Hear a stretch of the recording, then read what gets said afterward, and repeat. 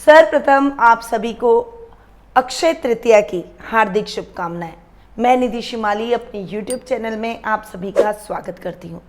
मई माह में दो विशेष व्रत और त्योहार आ रहे हैं। सबसे पहले तो अक्षय तृतीया और दूसरा बुद्ध पूर्णिमा का पर्व बड़ी धूमधाम से मई माह में मनाया जाएगा। 14 मई को अक्षय तृतीया, जिसे हम माँ का तीज भी कहते हैं, उसका पर्व बड़ी धूमधाम से मनाया जाएगा। ये एक अबूझ मुहूर्त के रूप में जाना जाता है और इस दिन कोई भी शुभ या मांगलिक कार्यों के लिए हमें पंचांग देखने की आवश्यकता नहीं रहती है। अक्षय तृतीया का अपना विशेष महत्व और भी है। इसका वीडियो मैं आने वाले कुछ समय में आपको दूंगी, तो यदि आप हमारे इस वीडियो को देखना चाहते हैं, हमसे जुड़ना चाहते हैं, तो अगर चैनल को सब्सक्राइब नहीं किया है तो फटाफट से सब्सक्राइब कीजिए और बेल आइकन पे ऑल जाकर दबाइए, तभी आपको सभी वीडियोस के नोटिफिकेशन समय समय पर प्राप्त होते रहेंगे।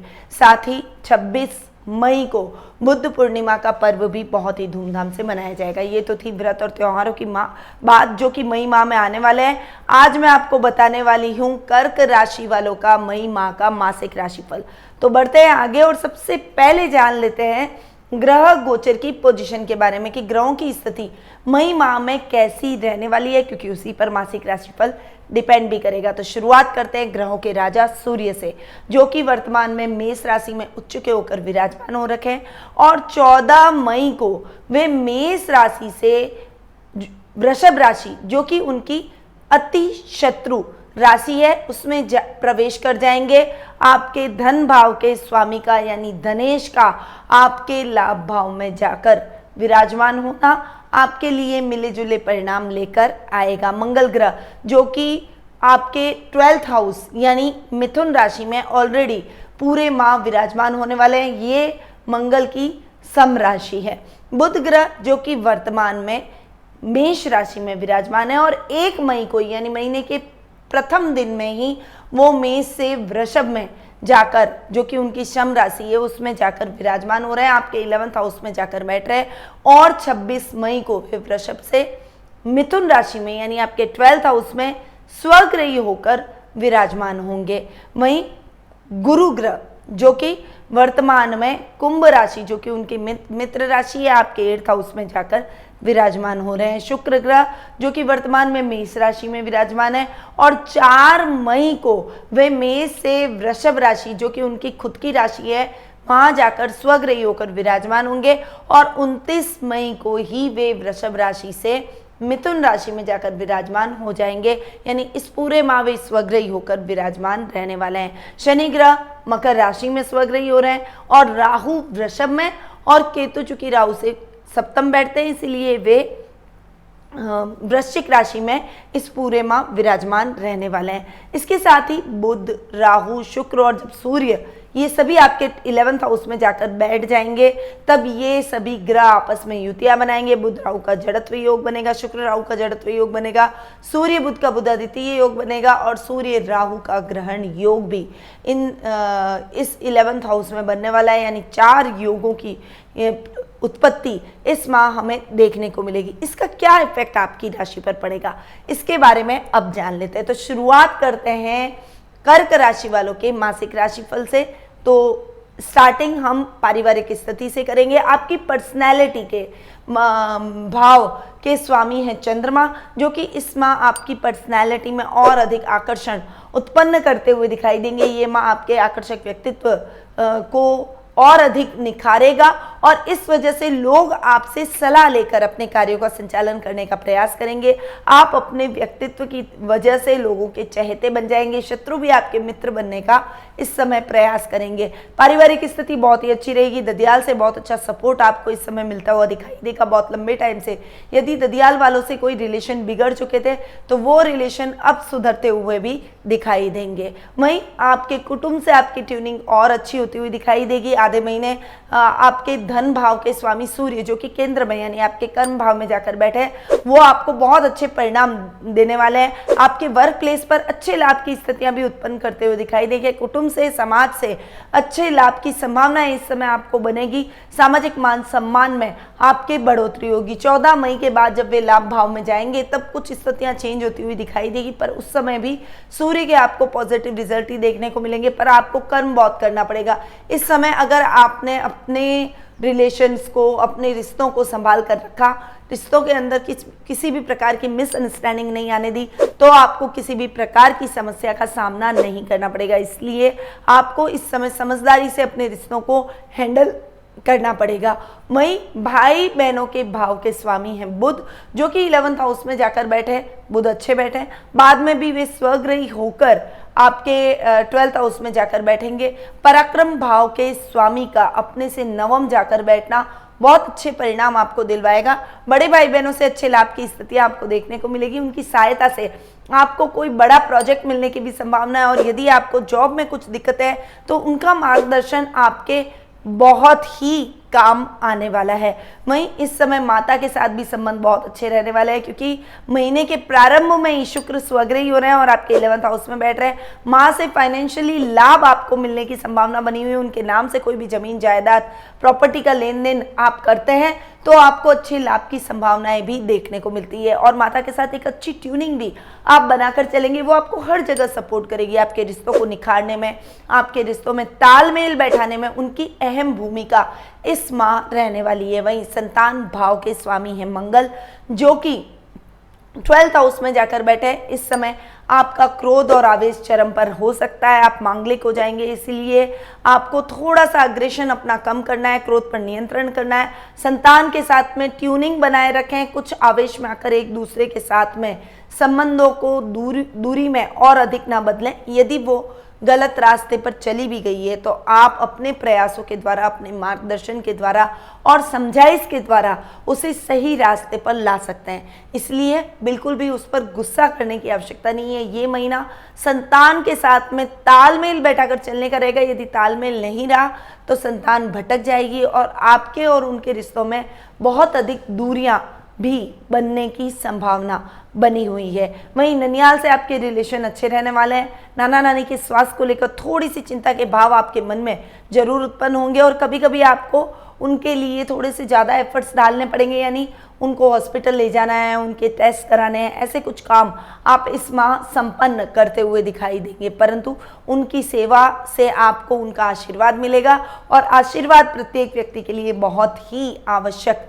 रहता है। यदि आशीर्वाद किसी व्यक्ति के साथ में उसके बड़ों का हो तो वो व्यक्ति हर कठिनाई को बहुत सहजता से पार कर लेता है। वहीं आपके जीवन साथी से आपकी ट्यूनिंग बहुत ही अच्छी रहेगी। प्रेम में वृद्धि होगी। एक दूसरे के साथ में कदम से कदम मिलाकर आप चलते हुए दिखाई देंगे। एक दूसरे के सपोर्ट भी करते हुए दिखाई देंगे, और आपके पारिवारिक सदस्यों के साथ, विशेषकर आपकी माँ के साथ उनकी ट्यूनिंग बहुत ही अच्छी रहेगी, जिससे आप अपने रिश्तों में और अधिक तालमेल बैठाने में भी सफल होते हुए देखे जाएंगे। वहीं पिता के साथ आपकी स्थिति थोड़ी सी मिले जुले परिणामों वाली रहेगी, क्योंकि पिता के साथ में आपके संबंधों में कुछ दूरियां आ सकती है, कुछ मिसअंडरस्टैंडिंग क्रिएट हो सकती है। थोड़ा सा आपको अपने पिता के साथ में ट्यूनिंग बना के चलना पड़ेगा। अगर वो आपको कोई मार्गदर्शन प्रदान करते हैं, आपको गाइड करते हैं, तो उनका लाभ उठाइए, उनकी एक्सपीरियंस का लाभ उठाइए, न कि उनसे कुतर्क करिए, क्योंकि अगर आपने कुतर्क किए तो आप अच्छे मार्गदर्शन से, उनके एक्सपीरियंस से वंचित रह जाएंगे, और आपको अकेले ही अपने कार्यों को पूर्ण करना पड़ेगा। आपकी माता की सहायता से आप अपने पिता के साथ भी तालमेल बैठाने में सफल होते हुए दिखाई देंगे।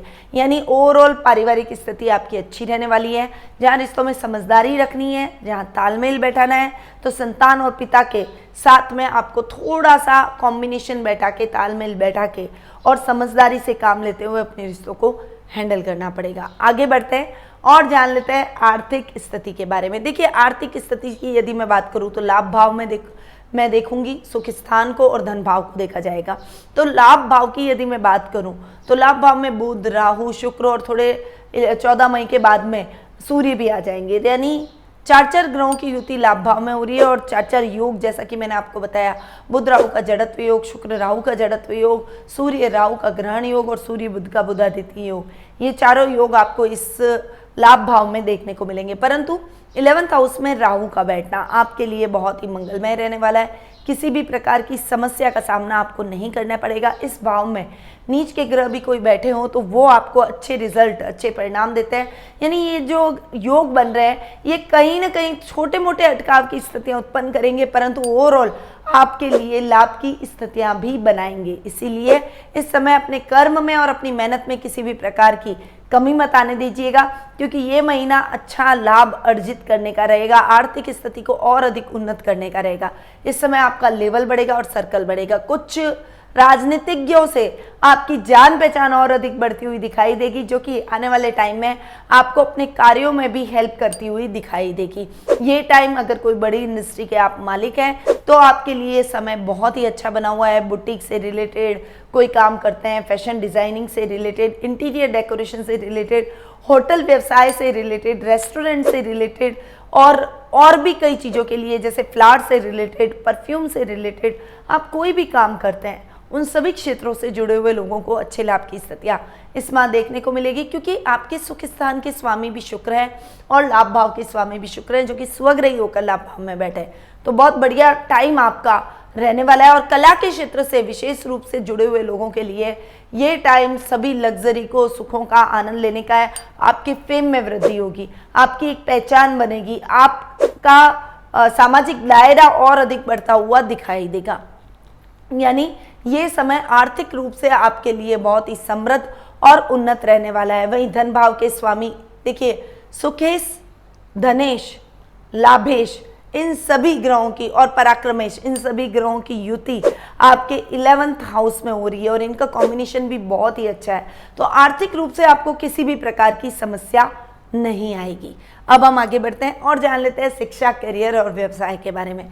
शिक्षा, करियर और व्यवसाय की यदि मैं बात करती हूँ तो सबसे पहले विद्यार्थी वर्ग की बात करें तो ये महीना आपके लिए भ्रमित करने का रहेगा। इस समय आपका थोड़ा सा कंसंट्रेशन भंग हो सकता है, परंतु ये महीना इंजीनियरिंग से जुड़े हुए लोगों के लिए, टेक्निकल फील्ड से जुड़े हुए लोगों के लिए बहुत ही अच्छा और लाभदायक स्थितियां भी उत्पन्न करेगा। इस समय आप कोई भी हायर एजुकेशन लेना चाहते हैं, कोई भी डिप्लोमा लेना चाहते हैं, कोई विशेष डिग्री हासिल करना चाहते हैं, उन सभी चीज़ों के लिए ये माह बहुत ही उत्तम परिणामदायक आपके लिए रहने वाला है। बशर्ते आपका डिस्ट्रैक्शन कहीं पर भी नहीं होना चाहिए। इस समय भ्रमित बिल्कुल भी ना हो, कंफ्यूजन की स्थिति को खत्म करें। अगर कोई डाउट है तो वो फटाफट से टीचर से पूछें, ताकि आपके वो सभी डाउट टाइम रहते क्लियर हो जाए। अपने मन में भ्रम की स्थितियां उत्पन्न न करें और ग्रुप डिस्कशन करें, ताकि कोई डाउट हो या कोई कंफ्यूजन की स्थिति हो तो वो भी खत्म हो जाएगी।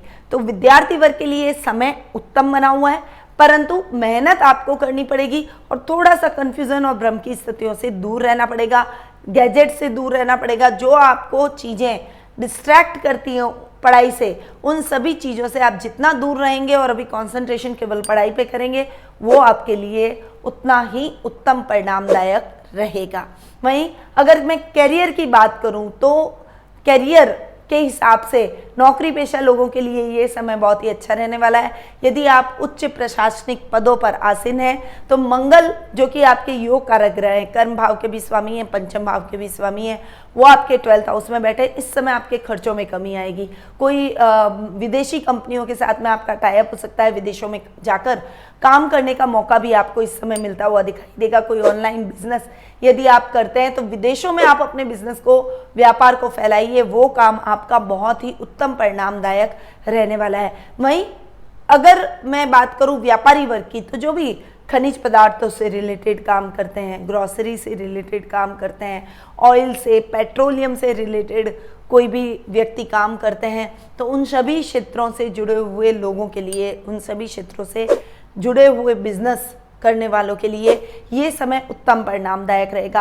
आपका काम बहुत अच्छा चलेगा। इस समय आपकी उन्नति में कोई भी मार्ग में आ रही बाधाएं हों तो वो दूर हो जाएगी।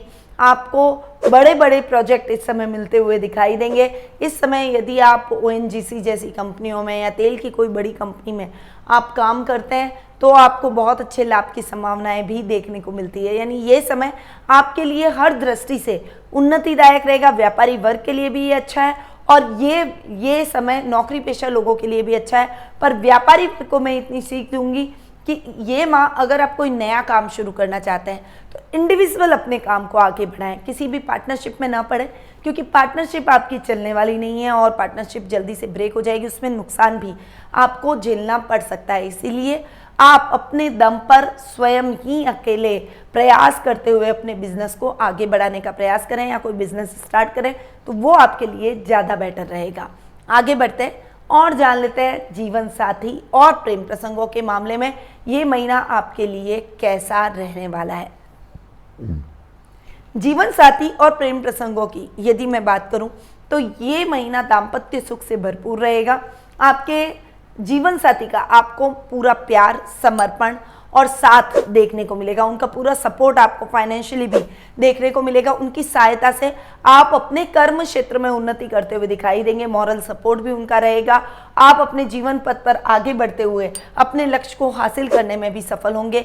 जीवन साथी के साथ की वजह से आप अपने रिश्तों को भी मैनेज करते हुए दिखाई देंगे। इस समय लव रिलेशनशिप से जुड़े हुए लोगों के लिए बहुत ही अच्छा समय चल रहा है। आप अपने लव पार्टनर के साथ में बहुत अच्छी ट्यूनिंग से आगे बढ़ेंगे। उसके साथ में एक बेहतरीन बॉन्ड बनाते हुए भी दिखाई देंगे। एक दूसरे को करियर में भी सपोर्ट करेंगे और आने वाले टाइम में आप सीरियस रिलेशनशिप में बन सकते हैं और इसी पार्टनर को आप अपने लाइफ पार्टनर के रूप में भी देखते हुए दिखाई देंगे। यानी ये समय जीवन साथी और प्रेम प्रसंगों के हिसाब से आपके लिए बहुत ही बेहतरीन रहने वाला है। इस समय आपके स्वास्थ्य के प्रति भी वो जागरूक रहेंगे। आपके रिश्तों में कोई मतभेद हो तो उसमें भी वो जागरूक रहेंगे।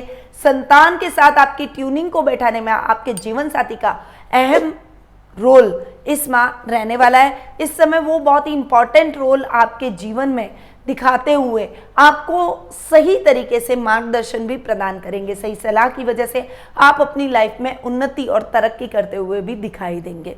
अब हम आगे बढ़ते हैं और जान लेते हैं स्वास्थ्य के बारे में। देखिए, स्वास्थ्य की यदि मैं बात करूं तो रोग भाव के स्वामी है गुरु, जो कि अष्टम भाव में बैठे अच्छे नहीं बैठे हैं। गुरु के परिणाम आपको इतने अच्छे नहीं मिलेंगे।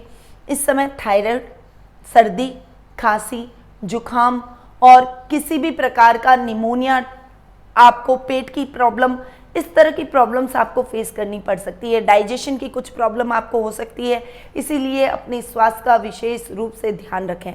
कोई भी ऐसी तली गुली चीज़ आपको इस समय नहीं खानी चाहिए।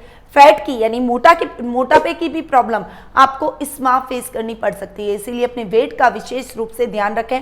वेट कॉन्शियस रहें। अगर आपको लगता है कि आप अपना वेट पुट ऑन हो रहा है आपका, तो आप सीधा एक्सरसाइज शुरू करें। मॉर्निंग वॉक, योगा, प्राणायाम, जो भी आप करते हैं, जिम, आप जो भी करते हैं, उन सभी एक्सरसाइज को आपको अपने रूटीन में डालना है। अपनी एक दिनचर्या सही सेट करनी है ताकि आपको स्वास्थ्य संबंधी किसी भी समस्या से जूझना ना पड़े। तो थोड़ा सा ध्यान आपको अपने स्वास्थ्य के प्रति रखना पड़ेगा। साथ ही अगर हो सके तो आप अपने जीवन को नियमित दिनचर्या के साथ साथ अपने माता पिता का आशीर्वाद लेकर निकलें। आप कोई भी कार्य करने जा रहे हैं तो अपने गुरुजनों को याद करें, अपने इष्ट देव को याद करें, तो आपको स्वास्थ्य की कोई भी समस्या उत्पन्न नहीं होगी। तो ये था मई माह का कर्क राशि वालों का मासिक राशिफल।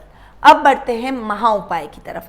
देखिए, महा उपाय में आज मैं आपको स्वास्थ्य के प्रति कुछ अच्छी टिप्स देने वाली हूँ। एक तो आपको पीली वस्तुओं का दान करना है गुरुवार के दिन। गुरुवार का अगर हो सके तो आप व्रत करें। अगर हो सके तो चने की दाल और आटे को गूंथकर आटे में हल्दी डाल दें और उसमें वो चने की दाल भर के गायों को आप गुरुवार के दिन खिलाएं। इससे आपके जो गुरु का दुष्प्रभाव है, रोग भाव के स्वामी गुरु हैं, वो दुष्प्रभाव आपका खत्म हो जाएगा और बहुत जल्दी आपको स्वास्थ्य लाभ प्राप्त होगा। ये कार्य आपको नियमित रूप से हर गुरुवार को करना है। अगर हो सके तो आप गुरुवार के दिन यदि हाथी को कोई आपके आसपास कोई हाथी हो या हाथी आता हो तो गुरुवार के दिन उनको केले जरूर खिलाएं। इससे आपके धन संपदा में वृद्धि होगी, रोगों का नाश होगा और जीवन में आ रही समस्याएं गजराज के आशीर्वाद से संपन्न होती हुई, खत्म होती हुई दिखाई देगी। तो ये उपाय जो मैंने आपको गुरु से रिलेटेड बताए, ये आपको जरूर करना है। अब मैं अपनी वाणी को यहीं विराम देती हूँ, परंतु उससे पहले आपको बता दूं, कुंडली विश्लेषण, ask one question, match making और कुंडली मेकिंग, इन सभी सेवाओं को हम आपको घर बैठे ही उपलब्ध करवा सकते हैं। ऑनलाइन अपॉइंटमेंट आपको इसके लिए लेना पड़ेगा, तो नीचे दिए गए नंबरों पर संपर्क करें और अपना अपॉइंटमेंट बुक करवाएं। तो अब मैं अपनी वाणी को यहीं विराम देती हूँ। स्वस्थ रहिए, व्यस्त रहिए, मस्त रहिए और हमेशा मुस्कुराते रहिए। जय श्री राधे कृष्ण।